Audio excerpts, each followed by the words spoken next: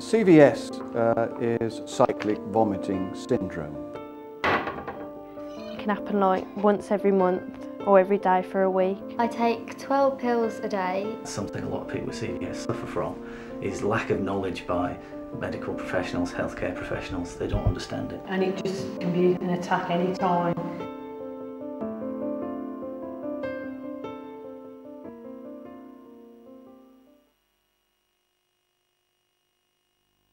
CVS, or cyclic vomiting syndrome, is a commonly misdiagnosed disorder which is believed to affect around 2% of the population.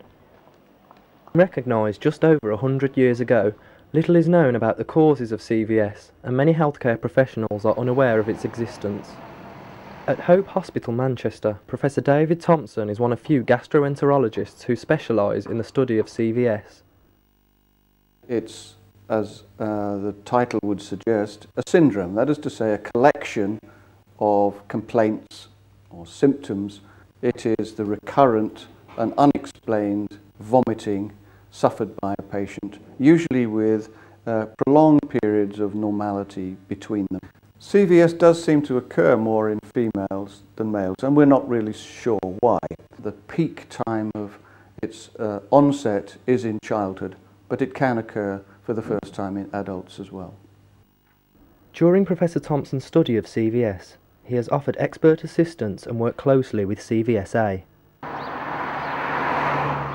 CVSA is a charity for sufferers of CVS, run by Chairman Robin Dover from his home in Hertfordshire. CVSA is the Cyclical Vomiting Association UK.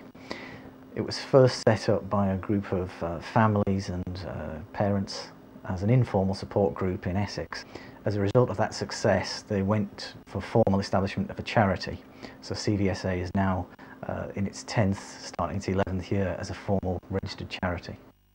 Robin has become so persistent in his fight for awareness of CVS as his daughter Emily suffers with the illness herself. His son, Lord, has symptoms, but as of yet has not been diagnosed. I think Emily's really had it for her entire life. She started it as a baby, and one of the big problems with it is if you're a parent walk in and find your child lying looking very pale, as a lot of CVS people do, with their bed covered in vomit, there's some horrible thoughts run through your head. And that's really the way we started our experience of CVS, is with Emily actually vomiting during the night and going back to sleep when she was very, very young. So we think she's had it all her life. Well, ever since they diagnosed me, I've been on various cocktails of different medications. I mean, there's been ones that prevent particular symptoms, like I might take one to try and stop the nausea or the stomach aches or the headaches. And then there's other ones where you take just before you know you're going to have an episode or during an episode, and it will bring you out of it. Lord has had the symptoms since he was a toddler, say about 2.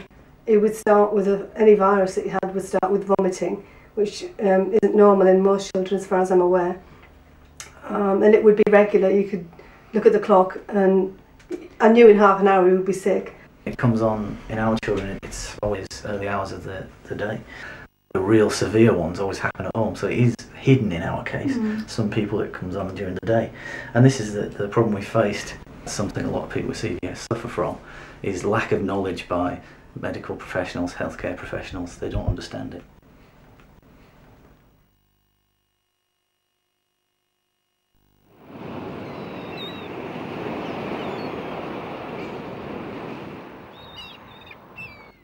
In Somerset, Chantal Harris takes regular trips to her family holiday home, where she holds a part-time job. Away from her home in Birmingham, this helps her in her fight to not let CVS affect her life. CVS started and I thought it was a stomach bug. They went to the doctors and he said, oh, if it carries on then come back. Then the sickness carried on, but then it kept going back and the doctors didn't know what it was. CVS affects my daily life in a lot of ways. Like when we usually go out for a meal with my family, I'm usually bad there. And like when I'm going out with Charlotte, like to the cinema or bowling, I have to come back because I'm bad. We can get up in the morning and she can be like this all day, or it could possibly be, you know, an hour. But then it affects her holiday and her friends. You know, she can't go out to the caravan because she has these terrible pains in the head. She has to lie in a darkened room. If not, it can cause a lot of problems.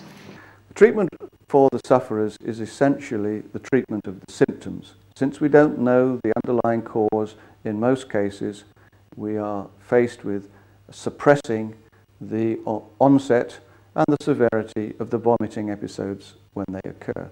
However, there's a lot that they can do to help themselves. Indeed, helping themselves by medications or modification of their lifestyle or just how they think about their CVS is probably the most powerful way of dealing with the problem. Worcestershire is the home of 12-year-old Hannah Palmer, who also suffers with CVS. My CVS symptoms are migraine, abdominal migraine. I feel sick and I get really bad stomachache. I've been admitted to hospital so many times I've lost count.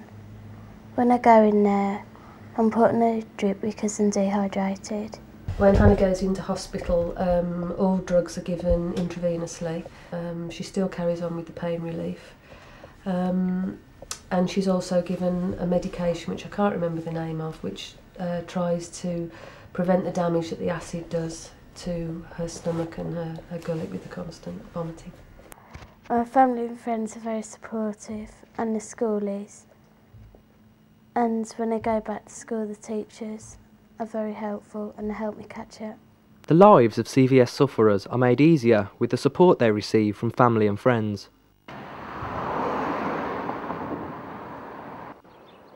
Back in Manchester, CVS sufferer Rebecca Greenhalgh has had to cope with the illness to the extreme. I've suffered with CVS for about 9 years, since I was 7. I tend to be ill like every other week or every week, and it lasts for like 3 to 4 days, and then I have to like recover for 3 days after that, so it's like a whole week. She's been in hospital numerous times, and they always put her on a drip. Unfortunately, every time we take her to the A&E at the Children's Hospital, there's a different doctor on call. With schoolwork and stuff, it was difficult at first because the teachers didn't understand either, but then I actually started having an episode while I was at school, and the teachers saw me like being ill and realised that there was something wrong. I wasn't just saying I was ill. I think once when I was being ill in school and it was in a corridor, I was like outside the main entrance throwing up into like a bin, and like early in the morning the bell went for the first lesson, and all of my friends just walked past me. No one of them like stopped to ask me if I was okay.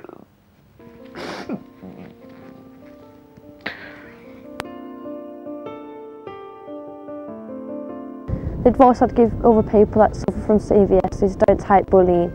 So I took that when I had it when I was in my school, and it's really upsetting. So don't take bullying and tell people about it. Just make the best of the days that you can, and when CVS interrupts your life, you just do the best you can for the person who's suffering. You're not alone. Other people around the world have got it. I know how you feel. Just take it like one step at a time, and one day at a time, and just take it as it is, and just instead of focusing on the bad things, focus on the good things.